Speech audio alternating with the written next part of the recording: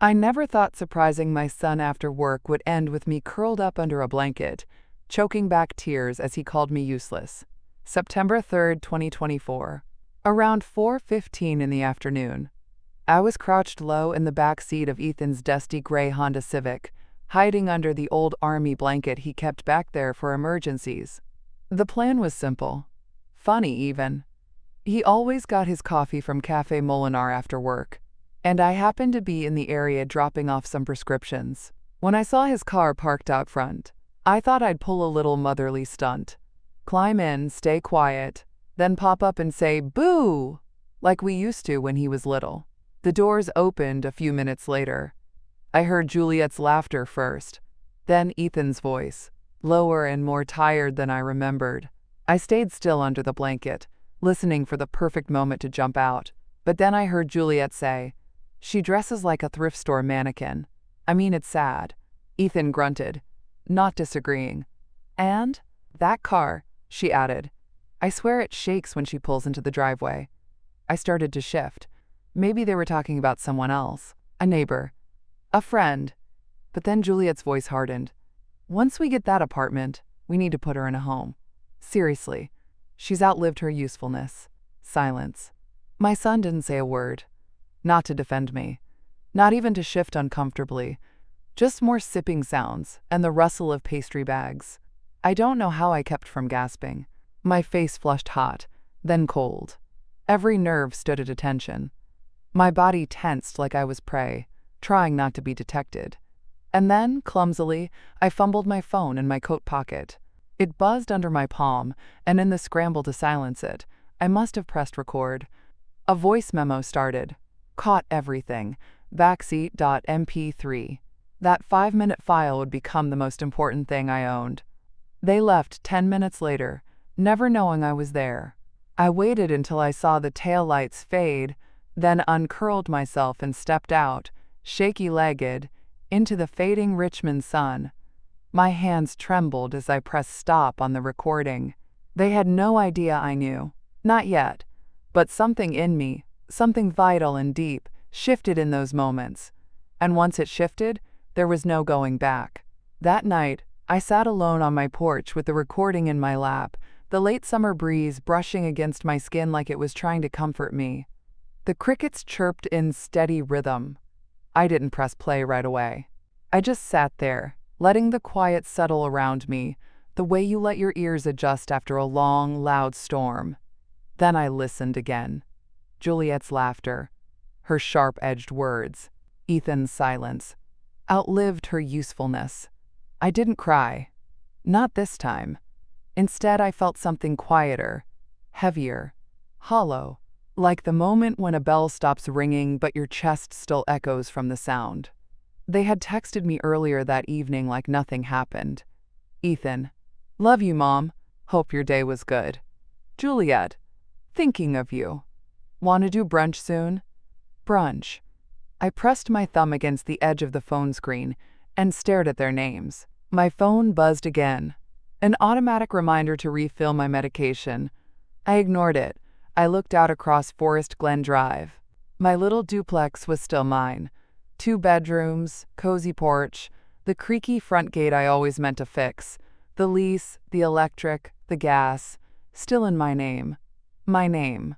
The one they used when it was time to split bills or ask for help, but somehow forgot when it was time to honor me. I sipped my tea, the mug warm in my hands. That same recording played once more. Each time, the burn dulled and the focus sharpened. This wasn't the first slight, but it was the clearest. Inside, I opened my photo drawer. Pictures of Ethan as a boy, muddy sneakers, science fair ribbons, that lopsided grin when he held up the puppy we found behind the church. I stared at that little face and wondered, when did he stop seeing me as a person? I renamed the file on my phone, backseat.mp3. Then I uploaded it to my cloud, emailed it to myself, saved it to a locked folder with a password only I knew. Let them text sweet words. Let them smile wide. I would smile too. Because now I had proof, and I was done being useful. I was ready to be undeniable. The next morning was Tuesday. and I kept my routine as if nothing had shifted under my feet. I got up at 6, fed Louis, my tabby, pulled on my navy cardigan with the fraying sleeve, made my usual oatmeal with raisins, even though I didn't feel like eating. At 9:15 a.m., I was at First National Bank, like always. The tellers there knew me by name. It smelled like copy paper and lemon cleaner, and the air was always too cold. I deposited a $65 refund check from my insurance. Just a little something, but it felt important, like keeping habit alive. "Morning, Mrs. Patterson," Marcia said from the desk near the window. We'd been friends for years, ever since she helped me sort through my finances after Charles passed.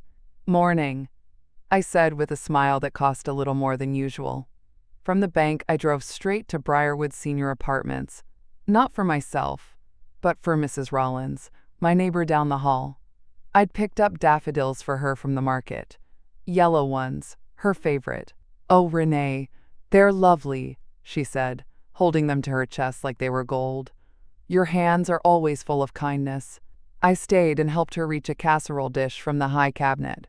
She offered me tea, but I said I had to get groceries before the store got crowded. As I walked back down the hallway, my phone buzzed. "Ethan, Juliet thinks you should stop driving so much. She's worried about your reflexes." I stared at the message a long time. My reflexes. A neat little way of calling me fragile. "Weak." I didn't reply. I just locked the screen and kept walking. Back home, I flipped through my calendar, fingers pausing on the day's note. Groceries plus Rollins flowers. That's who I was before. That's who I still was. A woman who paid her own bills, remembered kindnesses, and kept things running. $1,320 a month from Social Security. About $6,000 saved in an emergency fund, built from couponing, modest living, and all the trips I never took. That afternoon, I opened my desk drawer and started sorting through receipts. No big gestures yet. No locks changed. Just me and a pen and a legal pad. I wasn't planning revenge. I was recording a truth no one else seemed interested in seeing. I was drawing a line that only I needed to understand, for now.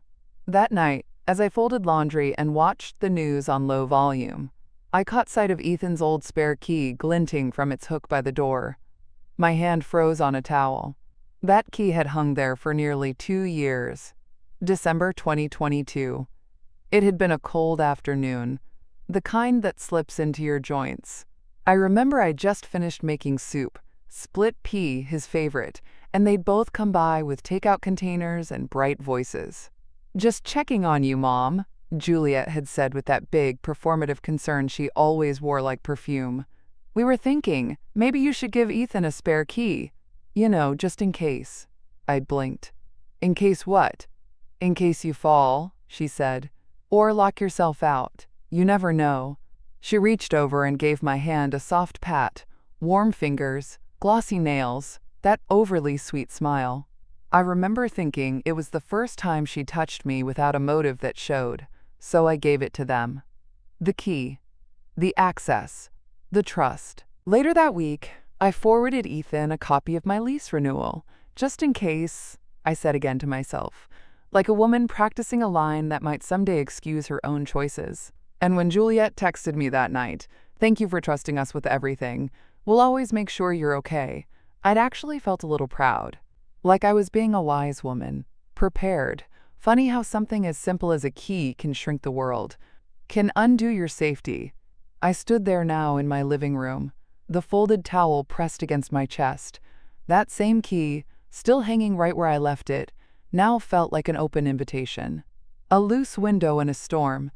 I didn't touch it, not yet. Instead, I walked over to the kitchen and opened the drawer where I kept printed emails, old lease forms, pharmacy notes, appointment letters. There it was, dated December 18th, 2022, forwarded message, lease renewal confirmation.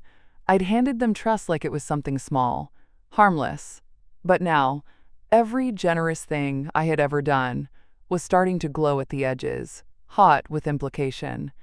Every little yes I'd given them was a line I'd have to take back, slowly, carefully. And when I did, It would not be done with anger, it would be done with documentation. 2 days later, I sat down at my kitchen table with a yellow legal pad, a black gel pen, and a steaming cup of strong coffee. No TV, no radio, just me, the ticking wall clock, and the quiet breath of my house. It was time to write it all down. I started with the obvious. Rent, $900 a month, paid directly to Ethan's landlord.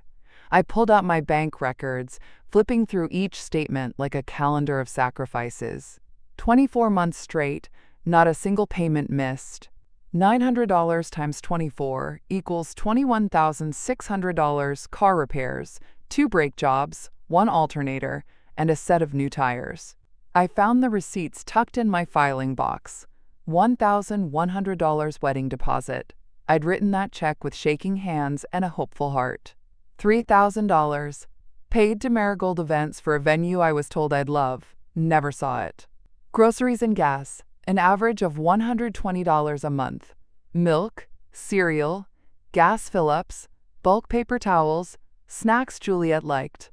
$120 times 24 equals $2,880. I added each figure slowly, pressing hard on the pen until the numbers left faint grooves on the next page. Total, $28,580. It stared back at me, not just a sum, but a story, one I'd paid for in silence. Juliet once joked that my checks came faster than Amazon Prime. She'd laughed when she said it, glancing at Ethan like she was letting him in on a little secret about me. Back then, I'd laughed too, though the sound caught in my throat. Now I felt it for what it was, a punchline made for my generosity. I called Marcia, my old friend and retired banker. We hadn't spoken much lately, but I trusted her more than anyone to help me make sense of the numbers. She showed up an hour later with her reading glasses and a quiet look of concern. We sat side by side, going line by line. "You've been supporting 2 grown adults like they're your dependents," she said, flipping the pages slowly. "This isn't kindness, Renee. This is unsustainable." She didn't need to say the word. I already knew it. Exploitation. I copied the final total again, this time in bold. $28,580. I slipped the pages into a manila envelope labeled Personal Financial Contributions, Ethan and Juliet. Then I placed it in the lockbox under my bed, next to my passport and Charles' will. This wasn't revenge. This was a receipt, a declaration. And someday soon, it was going to speak louder than their performance ever could. It was only when I began tracing back the chain of events that I noticed how the smallest thing had gone missing. A few weeks before that awful afternoon in the back seat, Juliet had come by with a casserole dish and her usual breathless concern. "Thought I'd organize your meds," she said, already halfway to my bathroom cabinet. "You've got some expired stuff in here." I was folding towels in the hallway. "I've got it, thank you." But she was already shifting bottles around, popping open the pill organizer I used to set out each week, Monday through Sunday, no gaps, color-coded. A system that had served me well for years. She called over her shoulder, "This'll be so much easier if I just reset it for you." I didn't want to argue. She smiled the whole time, too wide, too clean. When she left, I checked the cabinet. My bottles were out of order. A few of the dosages had been swapped to lower ones. One of the labels had a fresh tear in the corner, like it had been peeled off and restuck. And the strangest thing, my checkbook wasn't in its usual spot. At first I thought maybe I'd moved it myself. I do forget things now and then. But by the next morning I was sure. 5 checks, #1089 through #1093, were missing. I called First National. Spoke to a young teller named Kelsey who always wore bright red lipstick and remembered my birthday last year. "Can you tell me if any checks cleared recently that I didn't authorize?" She hesitated, then lowered her voice. "Ma'am, we've seen some mobile deposits on your account. Checks made out to cash. But they don't look like your handwriting." I asked for copies. She said she'd flag them and print the images. That afternoon, I picked them up in person. They were clearly forged. Messy loops, misspelled notes in the memo line. One said, reimbursement. Another, rent back pay. But I hadn't written a single one. 5 checks. Total, $2,400. I sat in the car staring at them. Each one was like a breadcrumb from someone who never thought I'd trace the path. I texted Juliet later that evening. Did you reorganize my cabinet last week? She replied, of course. Just wanted to help. No mention of the checks. No apology. Just the same varnish she always used to gloss over her fingerprints. That's when I started to understand something I hadn't let myself believe before. They weren't just waiting for me to slip. They were quietly engineering the fall. On September 8th, just 5 days after the backseat recording, Juliet showed up unannounced with a folder tucked under her arm and that particular kind of smile. Tight, gleaming, transactional. Just stopping by, she chirped as she breezed through my front door like she owned the air inside. I brought something I think we should talk about. I glanced at the folder in her hand. It was thick, glossy, with a picture of a cheerful, white-haired couple on the front porch of a facility that looked suspiciously like a country club. Silver Pines Assisted Living, where comfort meets care. She laid it on my coffee table like it was a gift. Isn't it lovely? She said, flipping to a page with an outdoor garden and a happy-looking man playing chess. Private rooms, full meal service, medical staff. It's really ideal. For whom? I asked, folding my arms. Her smile didn't waver. For you. It's time to think ahead, Renee. You've always said you don't want to be a burden. Burden. There it was again, said with such casual cruelty she probably thought I wouldn't hear it. I didn't take the folder. Instead, I picked it up gently and set it on the edge of the coffee table like it might bite. You think I can afford this? She didn't blink. You'd get a good price for this place, FYI. I talked to a realtor friend, prime location. You could sell, cover years at Silver Pines, and still have extra. Sell. As if my home were a coat I could just shrug off. I walked to the kitchen to calm my hands. On the way back, I noticed the lease renewal taped to my fridge. Juliet followed my eyes and smiled wider. Speaking of, your building's management mentioned the lease is still month to month. That's risky at your age. That's when I knew. She'd spoken to someone. I visited the front office the next morning. Miss Dina, the manager, greeted me with a raised brow. Your daughter-in-law came asking about lease details, she said, her voice low. Wanted to know if she could make changes on your behalf. I told her flat out, no one touches your lease but you. I thanked her and left. Back home, I sat in my chair and looked at the Silver Pines folder. One page had a bright red circle around the price. $3,400 per month. Juliet had done the math. She'd decided my independence was too expensive, and that I was now for sale. 2 days later, on the 10th of September, I came home from a walk to find my front door unlocked. At first, I thought I'd made a mistake. Maybe I hadn't pulled it all the way shut. I'd been rattled lately, distracted. I tried to tell myself it was nothing. But then I stepped inside and saw the state of my bedroom. Drawers open, my jewelry box half closed. An old envelope of letters from Charles lying on the floor, one of them half crushed beneath a boot print. Juliet's perfume hung in the air, a light, oversweet floral I'd always found cloying. I heard footsteps in the kitchen. My voice came out sharper than I expected. Who's here? Juliet appeared, holding a Clorox wipe in one hand. Renee! Oh my goodness, you startled me. I didn't answer. We came by to help straighten up, she said, gesturing vaguely toward the hallway. Ethan was worried. You didn't answer your phone this morning, she said we. But he was nowhere to be seen. You went through my bedroom. We thought you might have fallen. Just wanted to be sure everything was okay. She didn't even flinch when she lied. Just turned to fluff a couch cushion, like we were in a sitcom, and not the middle of a quiet invasion. I stepped into my room and opened the small safe, where I kept my important papers, Social Security forms, my pension records, the Roth IRA statements Charles and I had carefully built up before his passing. The folder labeled Pension plus Roth IRA was gone. I turned slowly. Where is it? Juliet blinked. Where's what? I didn't bother answering. I walked straight to the building lobby and asked for Jerry, the maintenance man.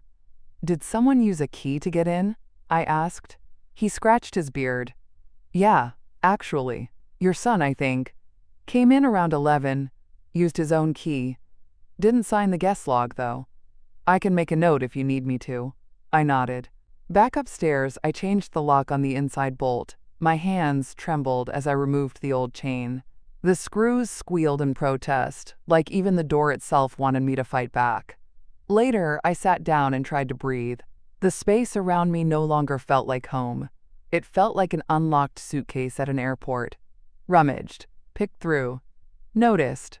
I emailed my bank asking to freeze external access to all retirement-linked accounts. It would take 24 hours, they said. I could make it through 24 hours. But I wouldn't sleep. Not until I had every lock, every paper, every trace of my independence secured from the ones who were already trying to steal it. The next morning, I texted Ethan. We need to talk. Café Molinar, noon. He replied with a thumbs up. The sun was high and hot when I walked into the cafe. Same booth near the window. Same lemon cake in the display case I used to buy him after soccer games. I sat with my hands folded, waiting. He arrived 5 minutes late, alone. Hey, Mom. He slid in across from me, not meeting my eyes. What's going on? I looked at his face, and for a moment, I saw the boy I used to patch knees and pack lunches for. But the look in his eyes now, somewhere between sheepish and smug, told me everything I needed to know.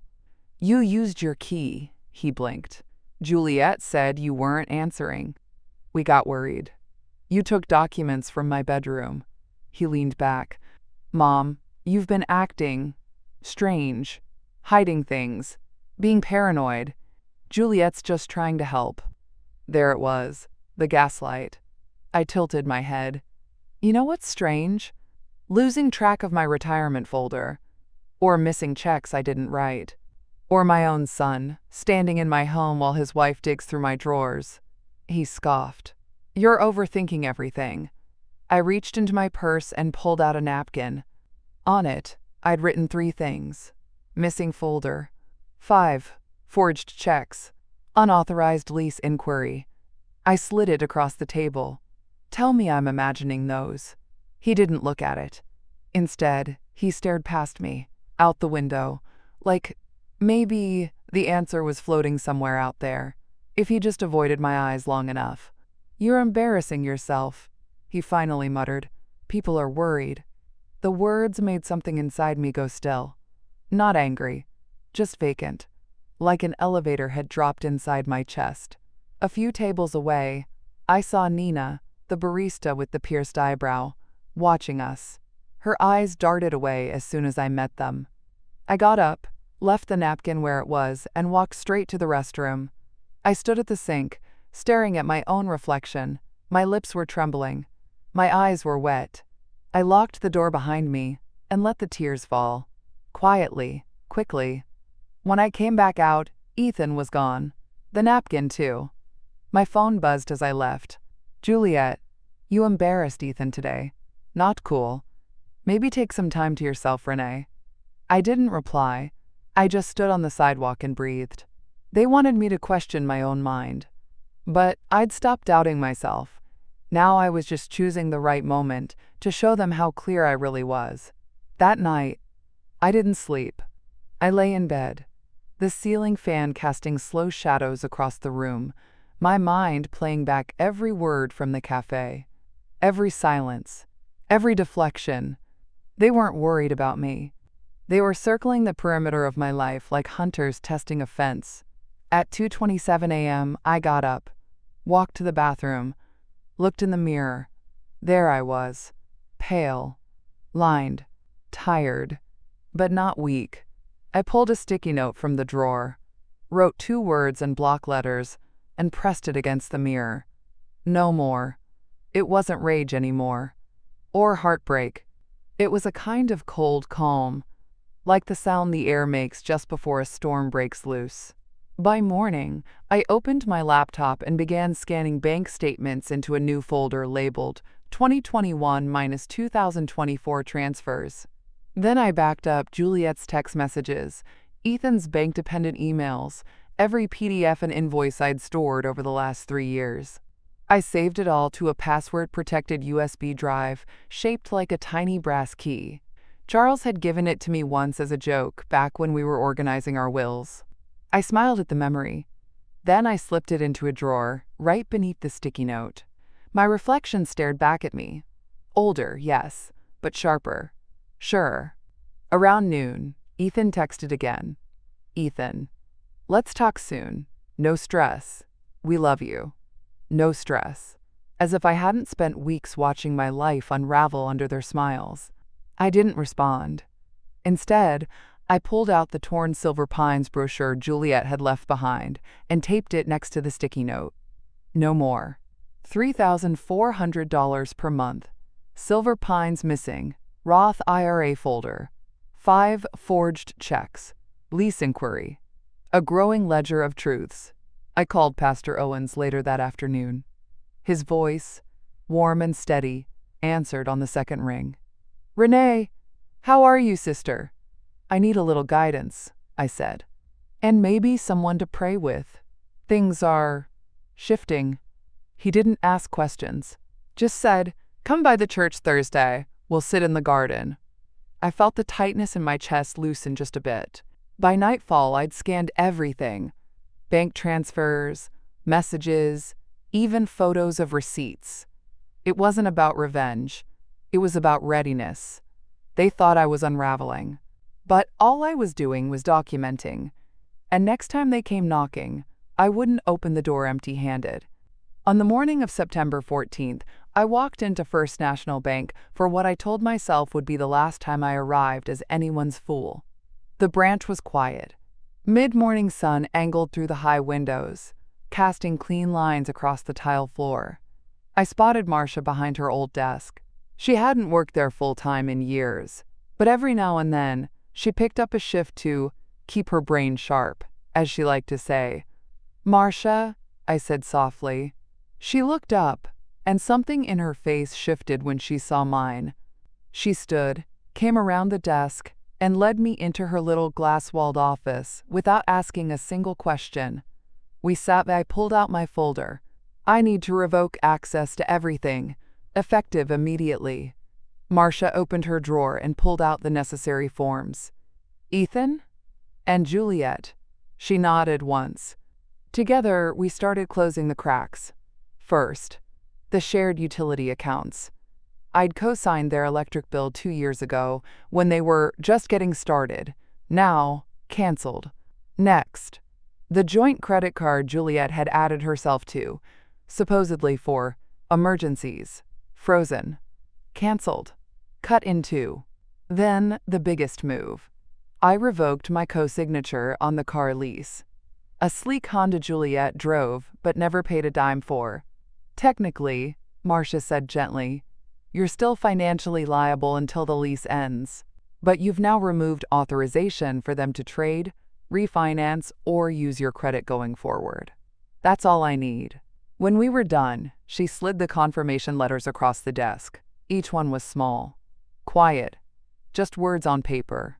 But to me, they were like fire alarms in reverse, shutting down the blaze instead of announcing it. As I signed the last page, Marcia hesitated. Renee, if I may? I nodded.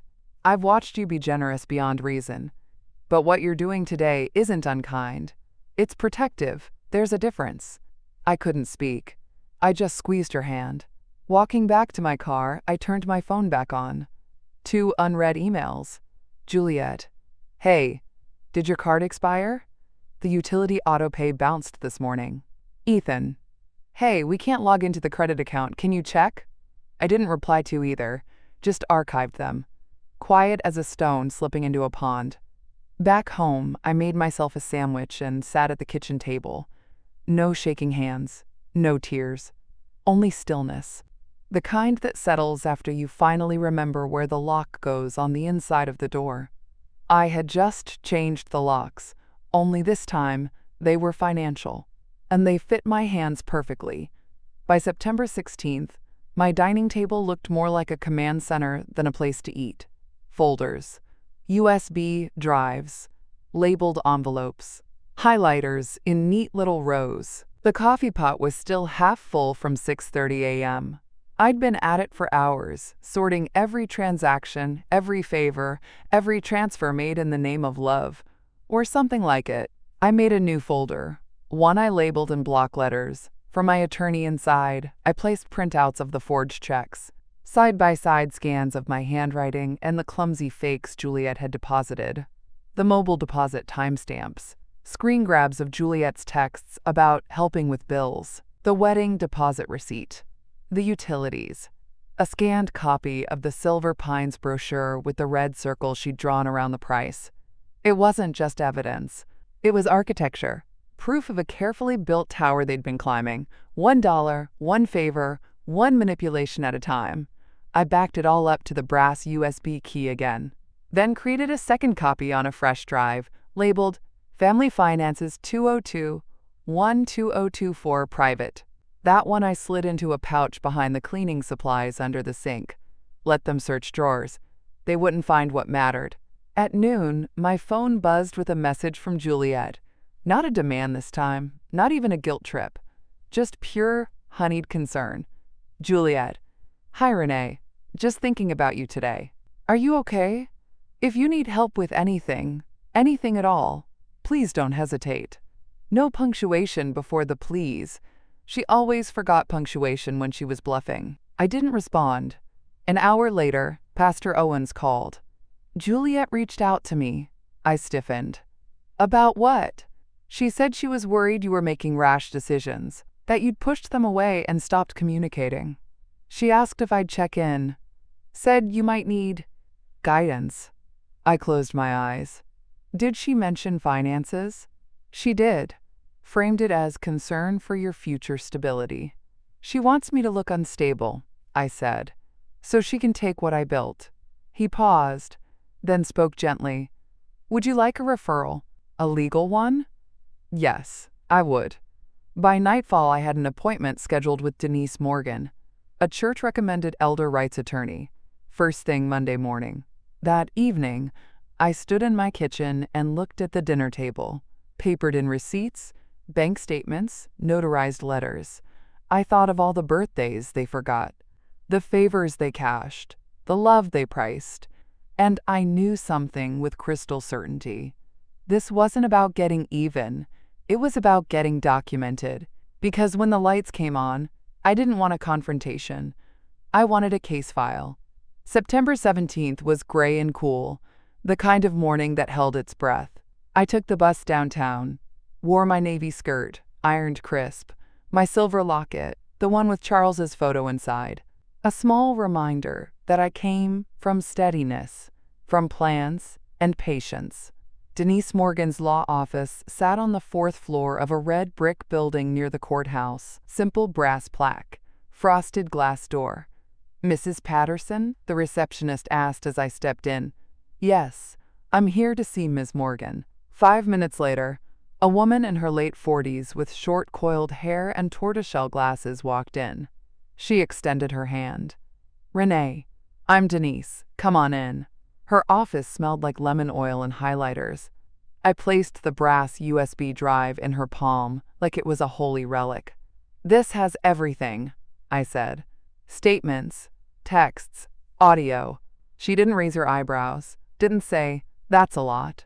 Just nodded once and plugged it in. We sat side by side while she clicked through folders. When she got to backseat.mp3, she asked, May I? I nodded. Juliet's voice filled the room. Sharp, amused, cruel, then Ethan's silence. The long one. When it ended, Denise clicked pause and sat back slowly. Have you considered guardianship paperwork? Do they have power of attorney? They don't. And they won't. She smiled at that. Good, you're ahead of the curve. For the next hour, I told her everything. From the spare key to the checks to the missing folder. She took notes, asked precise questions, paused when she saw my hands tremble. This is financial entanglement, she said. Targeted coercion. But you've got more than just anecdote. You've got receipts. And intent. At the end of our meeting, she handed me a document labeled Letter of Intent to Remove All Financial Access, Patterson versus Patterson. We'll send a version of this to them, certified mail. It'll outline that all keys are revoked, all accounts disentangled, and that any further financial contact must go through legal channels. I exhaled so deeply I almost startled myself. You're not alone anymore, Renee, she said, her voice calm but firm. You've already done the hard part, waking up. I'll handle the rest. When I stepped back outside, the sky was still overcast, but my shoulders didn't feel so heavy. Later that day, Mrs. Rollins knocked gently on my door. Juliet called me, she said, lowering her voice. Said she was just checking in, but she was nosy. Asking questions about whether you've been acting off. She's trying to build a case, I said quietly. Mrs. Rollins put a hand on mine. Well, if she comes looking again, she'll find me watching the door. I looked around my modest little apartment. Small, yes, but no longer unprotected. Now I had allies, now I had witnesses. By the morning of September 19th, everything was printed, signed, and sealed. I walked to the post office with the same careful resolve I once used to walk Charles through radiation treatments. Quiet, steady, all motion, with no permission asked. At the counter, I slid the envelope across to the clerk. Certified mail. Return receipt requested to Ethan and Juliet Patterson inside. The formal letter Denise drafted. 2 pages, printed on legal letterhead. Calm. Professional. Ironclad. Effective immediately. All keys are revoked. All financial access denied, and all points of contact are to be directed to legal representation. Failure to comply will result in protective escalation. I watched the clerk stamp the tracking number and hand me the receipt. It felt like armor. That afternoon, I walked into my building office and asked Dina to update my file. No one gets into my unit without my written consent. Not family, not anyone. Dina nodded, clipped a fresh note to my profile. Understood. You've got backup here, Ms. Patterson. I left the office and headed straight to the hardware store. Bought a new front door lock. Nickel-brushed, double-cylinder. Installed it myself, slow and careful, each twist of the screwdriver tightening something in me too. The spare key? I threw it into the James River that evening. At sunset, I sat on my porch, with Louis curled at my feet, and the letter's delivery confirmation open on my phone. Delivered. 12:44 p.m. Signed by J. Patterson. They'd gotten it.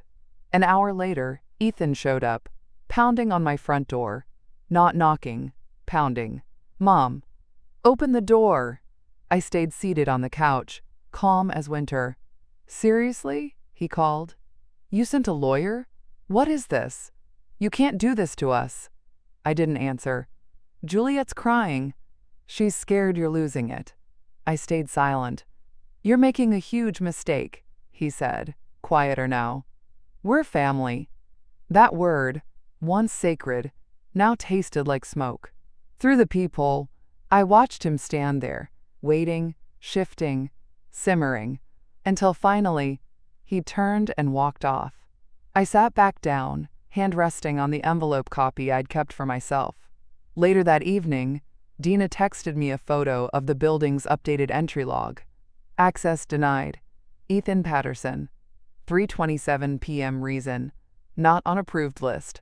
I added the screenshot to my USB backup.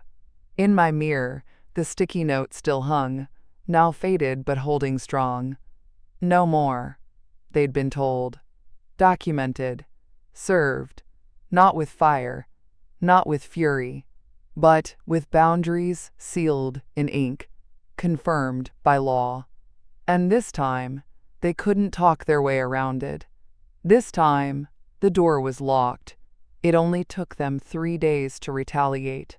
September 22nd, Sunday afternoon, I arrived early to the church basement for the monthly Housing and Care Forum. Folding chairs in semicircles, old hymnals stacked along the wall. There was a coffee urn already gurgling, and someone had brought lemon squares. I was there to listen, mostly. Observe. But as I stepped inside, I saw Juliet standing near the whiteboard, holding a stack of papers. Ethan was next to her, arms folded, trying to look casual but twitching at the jaw. I stopped just inside the doorway. Pastor Owens saw me and walked over. I tried to dissuade them, he said quietly, but they insisted. Said they had concerns. I nodded once, let them speak. Juliet stepped forward as the meeting began. Her voice was measured, performative, perfectly calibrated to hit the room's softest nerves. "We're here because we love Renee," she began. "But lately we've been worried. She's withdrawn, paranoid. She's pushing people away and refusing help."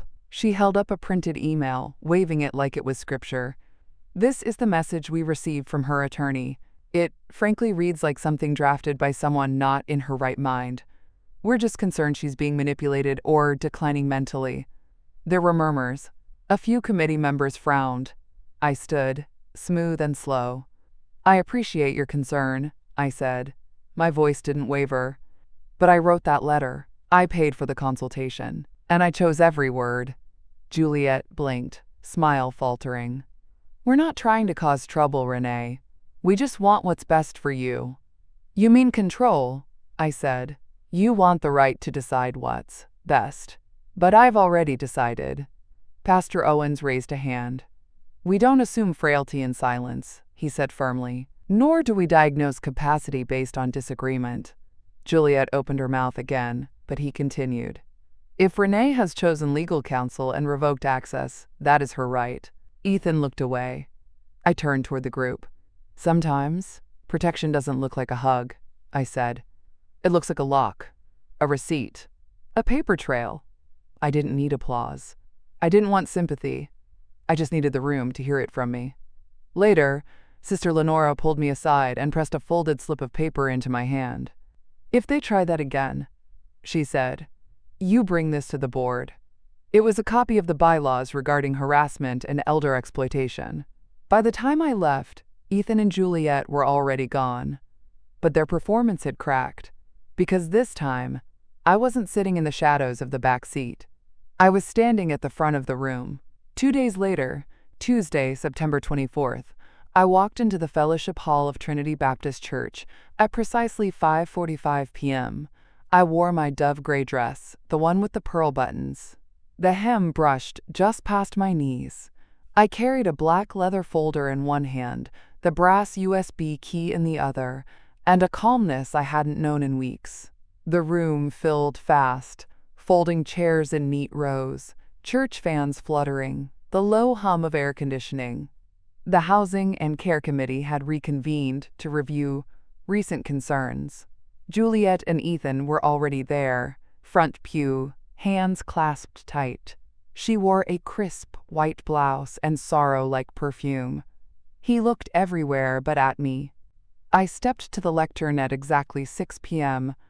"I've prepared a folder for each of you," I said, setting the neat stack on the committee's table. "Inside you'll find a timeline of events, financial documents, communication logs, and a notarized summary of recent actions I've taken."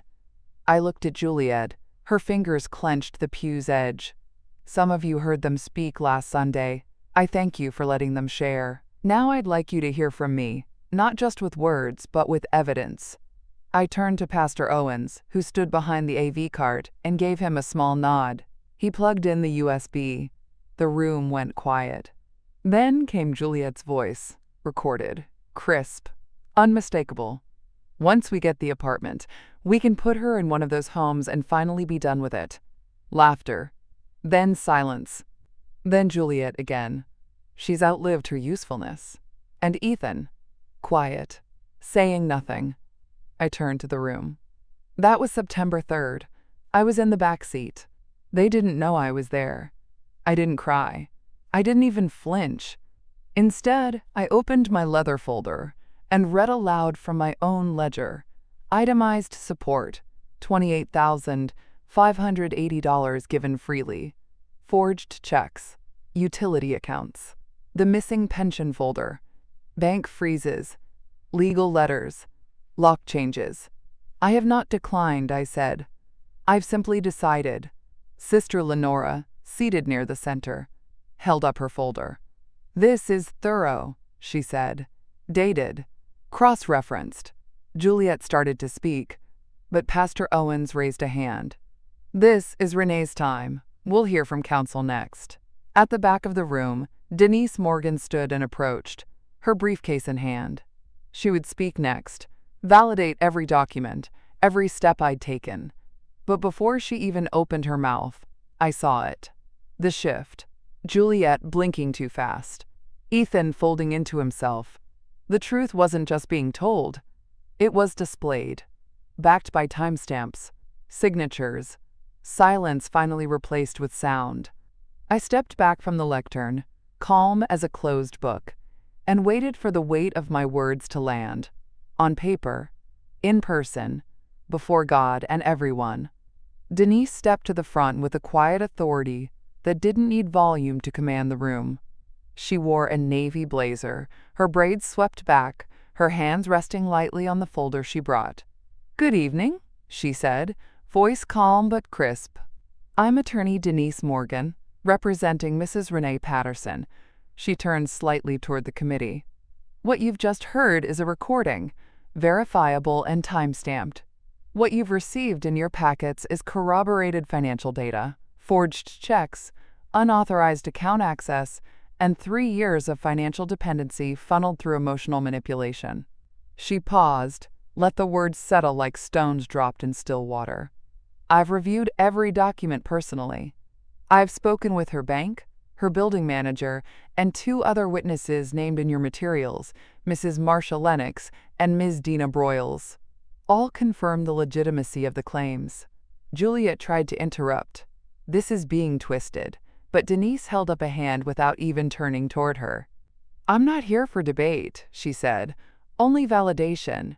She reached into her case and pulled out 2 notarized forms. The first is a legal affidavit confirming Mrs. Patterson's full mental capacity, signed and stamped by a certified gerontological specialist. The second is a revocation of any implied financial power of attorney, retroactive to September 1st. She handed both to Pastor Owens, who read each line like scripture before passing them down the committee line. Then Denise lifted the USB key from the table and held it up. "This drive contains every supporting file, labeled and dated. Should further legal inquiry be necessary, we are prepared." Sister Lenora, still thumbing through her copy, looked up. "It's airtight," she said. "This isn't a confused woman. This is a woman who kept her receipts." A quiet murmur of agreement rose from the rows of chairs. Ethan stood suddenly, face hot. "So what now? You just cut us off?" "No," I said, from my seat. "I documented why you already had." Juliet stayed frozen, her mouth parted like she couldn't decide which face to wear. Denise stepped back. Pastor Owens cleared his throat. "This committee sees no evidence of mental decline. In fact, quite the opposite. We see preparedness, clarity, and dignity." He looked directly at Juliet and Ethan. "You will not harass or defame her through this church or any institution tied to it." "Do I make myself clear?" No one answered. But silence is its own verdict. Later, as the meeting adjourned and people filtered out in small clusters, Denise turned to me and said softly, "It's done." I nodded. "No shouting, no spectacle, only truth," she said, "and proof." The room emptied around us, but the weight I'd been carrying, the fear, the doubt, the worry that no one would believe me, was gone. The receipts weren't just on the table, they were seen. Then I called my notary, Mrs. Jimenez, and met her in the public library meeting room.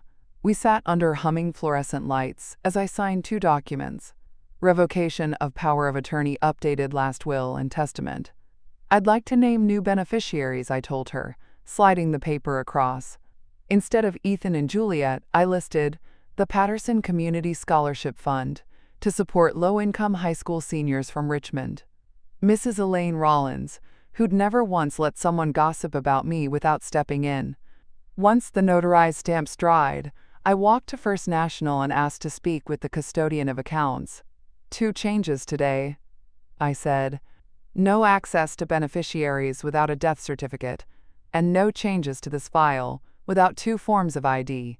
He nodded. "Understood." Outside the bank, I paused. The air smelled of damp leaves and cooling pavement. September was rolling toward fall. My phone buzzed. "Juliet, please call. We're worried. This isn't like you." Blocked. Then, "Ethan, I'm sorry you feel this way. I hope one day we can talk." I didn't respond. Just deleted the thread. Some goodbyes don't need sound. Back home, I sat with a cup of tea and reread my will, every line signed in clear, deliberate pen. I wasn't bitter. I wasn't triumphant.